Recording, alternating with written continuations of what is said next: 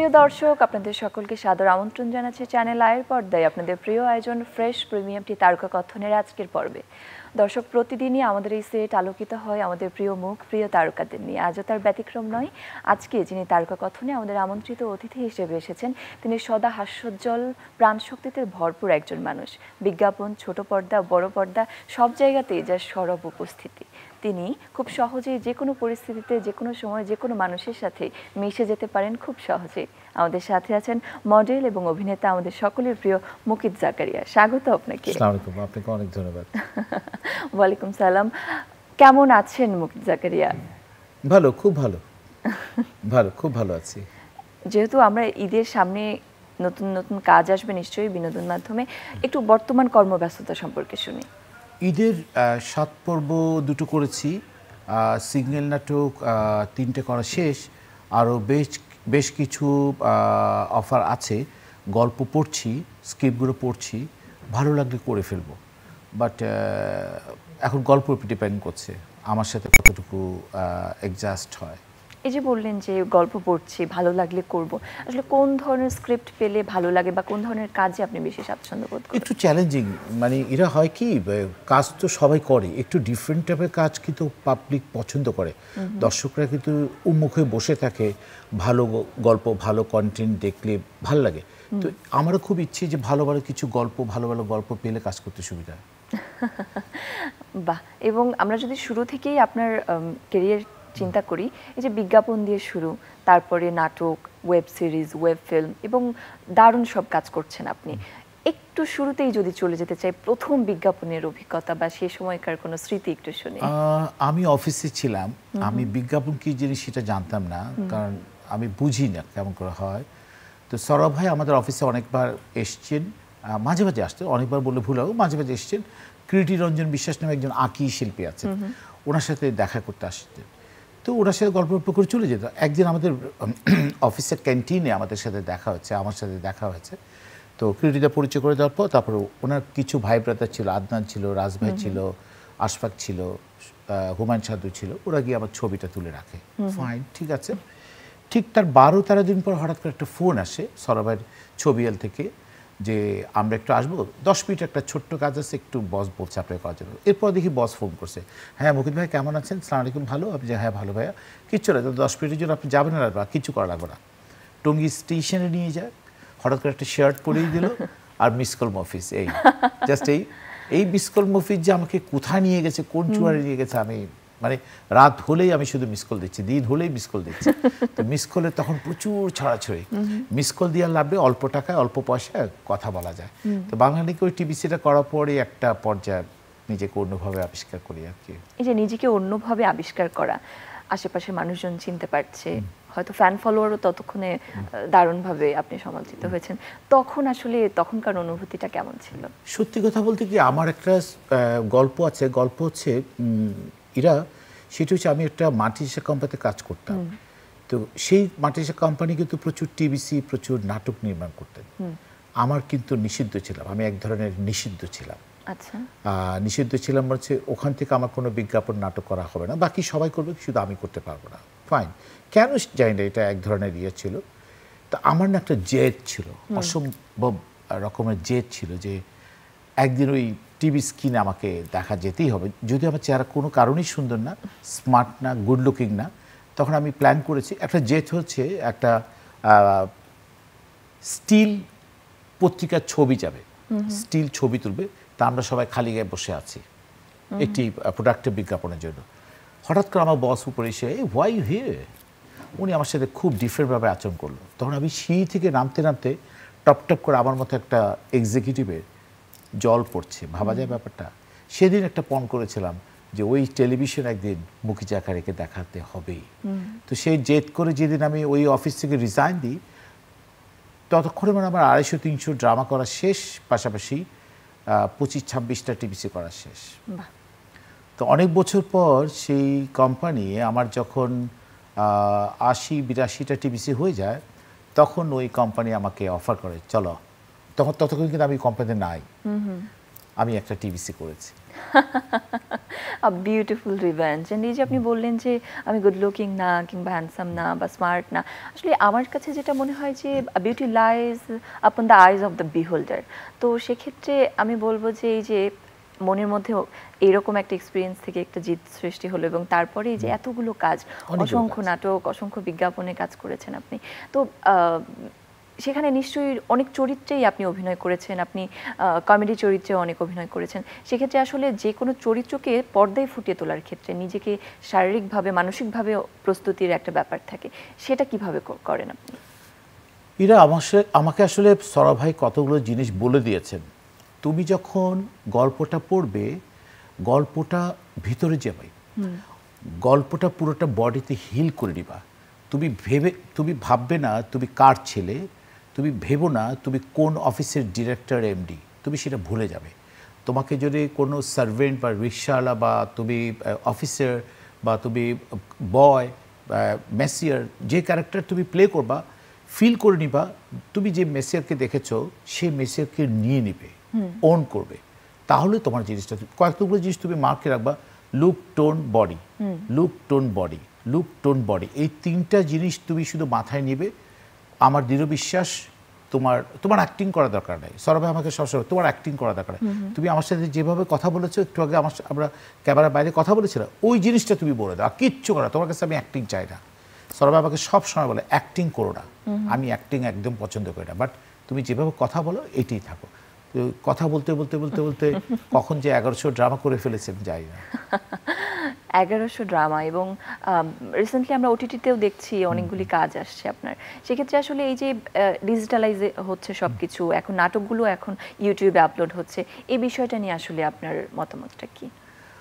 আমি ডিফারেন্টভাবে যদি বলি সেটা হচ্ছে যে নাটক যেগুলো হচ্ছে ভালো, গল্পও ভালো, কিন্তু কোয়েশ্চেনটা হচ্ছে যেসব স্ল্যাং শব্দ চলে এসছে ওইটার সাথে আমার আসলে নিজেকে মিলাতে পারি না। আমি রিসেন্ট একটা ছবি করেছি, নাম ধরা দরকার নেই, সেখানে অনেকে অনেক ধরনের কমেন্ট করেছে বা অনেক ব্যাড কমেন্টস এসছে, ব্যাড ল্যাঙ্গুয়েজগুলো এসছে। আমি এটার বিপক্ষে। কেন জানি আমি এটা বিপক্ষে, কারণ আমাদের বাচ্চা কাচ্চারা বড় হচ্ছে, তারা বড় হতেই যদি তারাও তো দেখে আজকাল অ্যান্ড্রয়েড ফোনের কল্যাণে সমস্ত সবার হাতে পৃথিবীটা হাতের মুঠো। তো বাচ্চা ছেলে, গ্রোন আপ ছেলেমেয়েরা এই ছবিটা কোনো না কোনো কারণে সে দেখবে। তো ও কি শিখে বড় হচ্ছে, ও কোন শিক্ষায় শিক্ষিত হচ্ছে, ও তো দেখবেই। ওর কাছে অ্যান্ড্রয়েড ফোন গেছে, আজকাল ক্লাস 3-4 এর ছেলেদের মেয়েদের কাছে অ্যান্ড্রয়েড ফোন আছে, সে কিন্তু ওই ফোনে সব কিছু দেখে ফেলছে। তা আমি সে কারণে বললাম ওই বাচ্চাদের জন্য ভয় লাগে আর কি। ভালো কিছু শেখার আছে, আজকাল বাচ্চারা কিন্তু ভালো কিছু শিখছে, খারাপ কিছু শিখছে, কিন্তু খারাপের সংখ্যাটা মনে হচ্ছে আমার কাছে বেশি।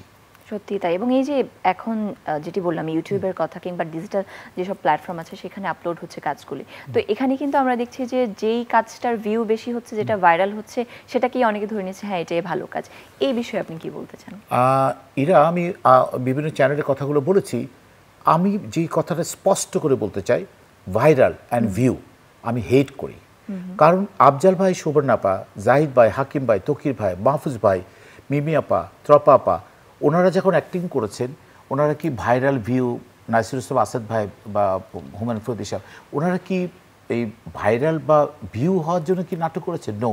হুমায়ুন আহমেদ স্যার, আতিকুল চৌধুরী সাহেব, মামুনুর সাহেব, এনারা, হানিফ শাকির সাহেব, ওনারা যখন নাটক বানিয়েছে, সোহেল আহমদ সাহেব, ওনারা কি সেই সময় নাটকের কথা শুধু নাটকটা দর্শক প্রিয়তা যেন পায়, কিন্তু ভাইরাল হওয়ার জন্য, ভিউ পাওয়ার জন্য কিন্তু ওনারা কিন্তু সেই সময় নাটক বানাননি। প্রচুর নাটক হয়েছে সেই সময়, কি ভাঙনের শব্দ শুনি, কোথাও কে নেই, ইডিয়ট, পায়ের আওয়াজ পাওয়া যায়, বিভিন্ন নাটক হয়েছে। কিন্তু এখন কেন এই লাস্ট 6-7 বছর ধরে এই ভিউর টানে, এই ভাইরালের টানে তো আমরা ভেসে যাচ্ছি। তো এটা তো আমাদের জন্য একটা অশনি সংকেত, বাজে অশনি সংকেত আমার কাছে মনে হচ্ছে। তখনকার আফজাল ভাই, সুবর্ণা আপা সারা জীবন মানুষের মণিকোঠায় চলেছে, জাহিদ ভাই, তকির ভাই, হাকিম ভাই, মাহফুজ ভাইরা এই মণিকোঠায় চলে এসছে। এখন যারা গালিগালাজ করতে তারা কোন কোটায় ঢুকে গেছে আমি জানি না, আমি ক্ষমা চেয়ে দিলাম, সরি। অনেকগুলি নাম পেলাম আমরা এখানে আসলে কথা বলতে বলতে। এই যে যখন আপনি এই বিনোদন জগতে কাজ করা শুরু করলেন, নিশ্চয়ই তখনও আপনি অনেক মানুষের কাজ দেখেছেন, অনেক মানুষের সহযোগিতা পেয়েছেন, অনেকে সাজেশন দিয়েছেন নানা ধরনের কাজ করার সময়। তখন আসলে ইন্সপিরেশনের জায়গাটা কিংবা কাউকে আইডল হিসেবে দেখা, এরকম কেউ আছেন কিনা? সবাই স্পেশাল কেউ নয়, যারা ভালো অভিনয় করেছেন, তারা সবাই আমার সব কিছু শ্রদ্ধা পাত। আমি আজ পর্যন্ত চেষ্টা করেছি, আমি প্রচুর ওই যে শুরুতে বললাম আমি প্রচুর স্কিপ পড়ছি। স্কিপটা পড়ার কারণ হচ্ছে কোনো স্ল্যাং শব্দ আছে কিনা, বাজে শব্দ আছে কিনা, বাজে ইঙ্গিত টাইপের কোনো কিছু বডি ল্যাঙ্গুয়েজ আছে কিনা, সেটা আগে আমি দেখিনি। ওটা থাকলে আমি ওইটার ধারে কাছেও থাকি না। আমি বলছি, অন্যরা বলছে ওই নাটকের ধারে কাছে আমি থাকি না। চেষ্টা করি, এখনো পর্যন্ত চেষ্টা করেছি। হয়তো দেখা গেলো নাটক প্রচার হওয়ার পর আমি হয়তো বলিনি, বা সিনেমা প্রচার হওয়ার পর আমি হয়তো বলিনি, বাকিরা। এই যে এখানে কাজ বেছে করা এবং একটা সমাজের প্রতি দায়বদ্ধতাও থেকে যায় নিঃসন্দেহে শিল্পীর, তো সেক্ষেত্রে আসলে এক একজনের আসলে রুচি কিংবা প্রেফারেন্সটা ডিফারেন্ট হয় কাজের ক্ষেত্রে। এই যে আপনি এই ধরনের কাজগুলোকে বেছে নিচ্ছেন, কিংবা আপনার মধ্যে যে এই চিন্তাটা যে আমি এই কাজগুলি করব না, বা এটার যেই আফটার ইফেক্টটা আমাদের যারা অডিয়েন্স আছে তাদের প্রতি, এই বিষয়টাও আপনি কনসিডার করছেন। তো আসলে যারা বিনোদন জগতে কাজ করছেন তাদেরকে শুধু কাজটাই মুখ্য বলে আপনার মনে হয়, নাকি আরো অনেক কিছু বিষয় মাথায় রাখা জরুরি? আমি একজন আর্টিস্ট, আমাকে দেখে চারপাশে যে মানুষগুলো আছে, সুন্দর ভালো মনের মানুষগুলো আমার কাছ থেকে তো অনেক কিছু নেবে। আমি শাহরুখ সাহেব একসময় স্মোক করতেন, সারা পৃথিবীর লোকজন শাহরুখ সাহেবকে চেনে। শাহরুখ সাহেব ছেড়ে দিয়েছেন। আমাদের নবী সাল্লাল্লাহু প্রচুর মিষ্টি খেতেন। এক ভদ্রলোক বলেছে আমার ছেলে তো সারাদিন মিষ্টি খায়, 1 মাস পরে তাকে যেতে বলেছে। উনি আগে মিষ্টি খাওয়াটা বন্ধ করেছে, মিষ্টি ক্ষতিকারক জিনিসগুলো থেকে উনি বিরত থেকেছেন। আমার প্রশ্নটা হচ্ছে, আমাদেরকে দেখে তো মানুষ শিখবে। আমি একজন সেলিব্রিটি কিনা জানি না, কিন্তু আমাকে দেখে তো মানুষ ফলো করবে, আমার অনেক ভালো ভালো জিনিসগুলো সে পিক করবে, নিবে। তো আমি যদি স্ল্যাং শব্দ করি বা সিগারেট খাই বা ড্রিঙ্ক করি, আমি সিগারেট খাওয়া ড্রিঙ্ক করাকে খারাপ বলছি না। আমার কথাটা হচ্ছে মানে জিনিসটা যেন পাবলিকলি না যায়, সেটাই। এবং প্রাইভেট লাইফ এবং পাবলিক লাইফ টোটালি ডিফারেন্ট। এবং যারা সেলিব্রিটি, যাদেরকে ফলো করছেন মানুষজন, তাদের থেকে আসলেই মানুষ অনেক কিছু পারসিভ করছে এবং শিখছে। তো সেক্ষেত্রে সে তো আমাকে দেখছে, আমাকে তো সে লালন করছে। আমাকে যে ছেলেটি, যে মেয়েটি, যে ভদ্রলোক ভদ্র মহিলা আমাকে দেখছেন, উনি কিন্তু আমার অ্যাক্টিংকে দেখে দেখে আমাকে লালন করছেন, আমাকে লাভ করছেন, আমাকে ভালোবাসছেন। আমি যদি একটা অনাকাঙ্ক্ষিত ঘটনা ঘটিয়ে ফেলি, আমি যদি একটা বাজে ঘটনা ঘটিয়ে ফেলি, সে তো কষ্ট পাচ্ছে, তার কষ্টটা কিন্তু আমি দেখতে পাচ্ছি না। তা আমি আগে থেকেই প্রিপারেশন নিয়ে ফেলেছি, না রে বাবা আমি ওদেরকে কষ্ট দিব না। সেই কারণে আমার মুখ থেকে কখনো স্ল্যাং শব্দ বা এমন কোনো আচরণ চেষ্টা করেছি আমি এগুলো করি না, এগুলো থেকে সম্পূর্ণ বিরত থেকেছি। এবং এই ভাইরাল হওয়ার যুগে কিংবা এত বেশি যেখানে স্মোক করা কিংবা এই জিনিসগুলোকে দেখা যায় স্মার্টনেসের একটা ভ্যারিয়েবল হিসেবে পোর্ট্রে করা হচ্ছে, এত কিছুর পরেও কিন্তু এত সোবার একটা লাইফ লিড করার পরও আপনার জনপ্রিয়তা কিন্তু কমছে না। এবং আমরা একটা শব্দ হচ্ছে খ্যাতির বিড়ম্বনা, যখন স্টারডোমের যে ব্যাপারটি, তো এখানে আসলে বিড়ম্বনার জায়গাটাই পড়েছেন কিনা, বা নিশ্চয়ই এরা প্রচুর বিড়ম্বনা পড়েছে।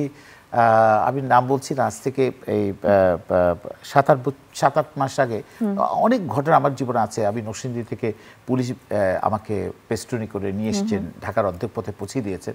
তো সেই ধরনের অনেক ঘটনা ঘটেছে। একটি রাজনৈতিক দলের, আমি নাম বলবো না, সেই কলেজের একজন ভিপি, উনি হঠাৎ করে জোরে আমাকে, গরমকাল, ওনার এই জায়গাটা ভিজা ছিল, চাপ দিয়ে বলে তোল, আমার এই জায়গাটা কিন্তু পুরোটাই ভিজে গেল। তো আমি যে মানে আমি আর কি বলবো। পরে উনি ওনার পরিচয় দিলেন, উনি একটি কলেজের অমুক সমুক হেন তেন। আমি সবাইকে রেসপেক্ট করে বলছি এটা ঠিক না, আমার পারমিশন হবে। ওনার একটা সুন্দর একটা শব্দ থাকতে হবে, ভাই আমার নাম Mukit Zakaria, if it don't mind আমি কি আপনার সাথে একটা ছবি তুলতে পারি। এই সুন্দর শব্দটা হারিয়ে যাচ্ছে আসলে। এই যে একটা অভিজ্ঞতার কথা আমরা শুনলাম, নিশ্চয়ই দারুণ চমৎকার কিছু অভিজ্ঞতাও আপনার ঝুলিতে আছে। একটু এই যে ফ্যানদের ভালোবাসার কোনো ভালো একটা স্মৃতিও একটু শুনি সাথে সাথে। এটা হতে পারে আপনার কোনো ফ্যান আপনার জন্য এমন কিছু করেছে যেটাতে আপনি আসলে অনেক বেশি সারপ্রাইজড হয়ে গিয়েছেন। না মানে আমার যখন বার্থডে হয় আমার খুব কষ্ট হয়, বার্থডে আসলে আমার খুব মন খারাপ লাগে, মনে যে জীবন থেকে মনে আরেকটি বছর চলে যাচ্ছে। সবাই বার্থডেতে দারুণভাবে সেলিব্রেশন হয়, অনেক মজা করে, অনেক আনন্দ করে, কিন্তু আমার কাছে মনে হচ্ছে কান্না পায়, কারণ মৃত্যুর কাছাকাছি চলে যাচ্ছে মনে হচ্ছে। তো সো দ্যাট বার্থডে হলেই প্রচুর বিভিন্ন জায়গা থেকে আমার বাসায় অনেক কেক আসে, অনেক ফুল আসে, অনেক গিফট আসে, অনেক পারফিউম আসে, টি শার্ট আসে। তো আমি এগুলো রিসিভ করতে চাই না।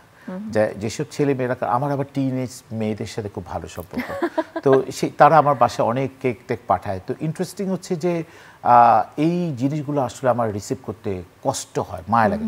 আমি প্রতিবারই বলি এগুলো দিবেন না প্লিজ, আমার পছন্দ না। তো এবারও রিকোয়েস্ট করবো, সামনে আমার জন্মদিন, কেউ কিছু দিবেন না প্লিজ প্লিজ প্লিজ। ভালোবাসা আসলে এভাবেই আসতেই থাকবে, কারণ যখন আপনি তাদের কথা ভেবে কাজ করছেন তাদের দিক থেকেও একটা কিন্তু ভালোবাসা আসতেই থাকবে। এরা এটা আমার পছন্দ না। আচ্ছা, আমরা এই যে আপনি বললেন যে এখন যদি আপনার ক্যারিয়ারের কথাই আমরা চিন্তা করি, আগের অনেক অ্যাক্টর অ্যাক্ট্রেসদের সাথে যেমন কাজ করেছেন, এখন যারা কাজ করছে তাদের সাথেও আপনি সমান তালে কাজ করে যাচ্ছেন, তাহলে এই দুই জেনারেশনের মধ্যে কাজ করার ক্ষেত্রে কোনো ডিফারেন্ট পাচ্ছেন কিনা? এরা আমার কাছে মনে হচ্ছে দিন দিন যাদের সাথে কাজ করছি, ইয়াং এখনকার যেসব ছেলে মেয়েদের সাথে কাজ করছি, ভীষণ ট্যালেন্ট, ভীষণ। আমার কাছে মনে হয় যে ওরা অনেক কিছু জেনে এসছেন। সবার কথা বলছেন, কিছু কিছু যারা কাজ করছেন তারা প্রচুর মনোযোগ পড়াশোনা করা, প্রচুর পড়াশোনা করা, এবং তারা বেশ ভালো অ্যাক্টিং করছে। ভালো অ্যাক্টিং করছে বলেই তারা বেশ ভালো জায়গায় চলে গেছে। তো আমি বলবো যে ওই সময়কার আফজাল ভাই, সুবর্ণা আপারা, ওনারা তো একটা সমতুল্য আছে, কিন্তু এখনকার কিছু কিছু ছেলে, সবার কথা বলছেন, কিছু কিছু ছেলে মেয়ে দুর্দান্ত অ্যাক্টিং করছে। আমরা কি দু একটা নাম শুনবো? না। আচ্ছা, তো এই যে গুণী অনেক মানুষের সাথে আগে কাজ করেছেন, এখনো নতুন যারা তাদের সাথে কাজ করছেন, এবং সেই কাজগুলো যখন সোশ্যাল মিডিয়াতে আসছে বা মানুষ যখন ভালোবাসা জানাচ্ছে, তখন আসলে নিজের কাজগুলো কি সেভাবে দেখা হচ্ছে কিনা বা কিরকম উপভোগ করছেন? এটা আপনি শুনে অবাক হবেন, আমার লাইফে আমি কিছুক্ষণ আগে বলেছি আমি 1100 ড্রামা করেছি। আমি আমার টিভিসিগুলো ছাড়া আর কখনো কোনোদিন আমার একটি নাটক আমি আজ পর্যন্ত দেখিনি।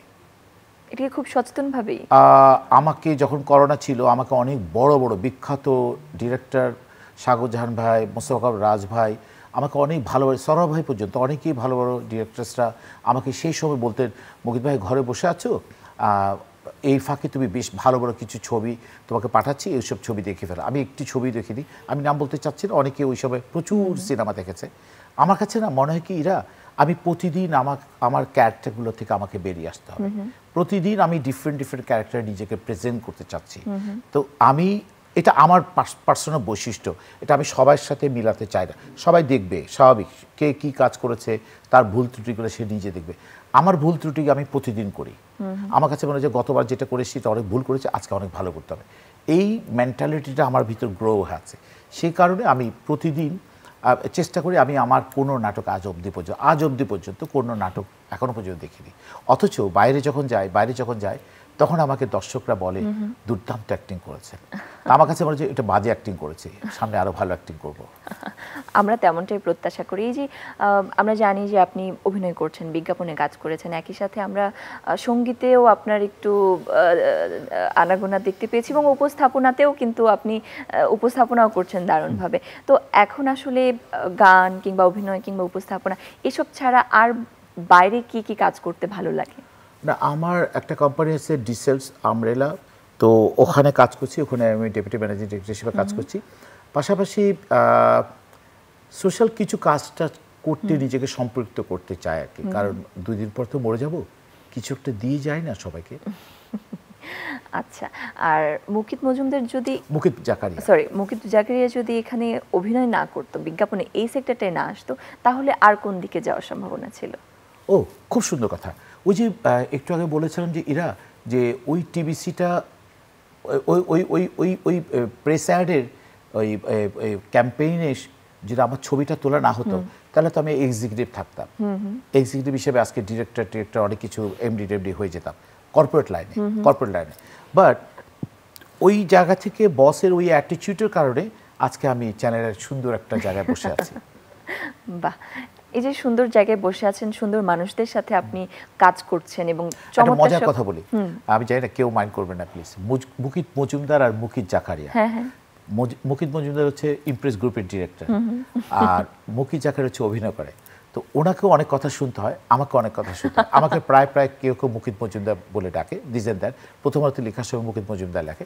তো রিসেন্ট আমার সাথে মুকিত মজুমদার ভাইয়ের সাথে দেখা হয়েছে, ওনাকে দেখে বলে আপনার জেলাবি থাকতে পারছে, উনি বলে আমিও আপনার জেলা থাকতে পারতেছি না। এটা একটা মজার ঘটনা। তখন আমরা বললাম যে কি করা যায়, থাক না, যেভাবে আছে যেভাবে থাক। তো উনি যাচ্ছিল বন বিভাগের একটা কাজে চিটং, আমি চিটং যাচ্ছিলাম একটা অনুষ্ঠান করতে।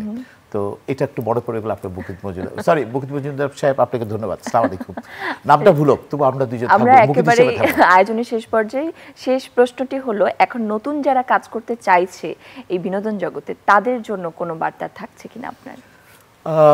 আমি শুধু এতটুকু বলবো, বৎস ধীরে ধীরে ধীরে প্রচুর বই পড়তে হবে, প্রচুর ছবি টবি দেখতে হবে, আর আস্তে আস্তে কোনো একটা সময় কখনো কোনো একদিন আপনাকে সবাই ভালোবাসা শুরু করবে।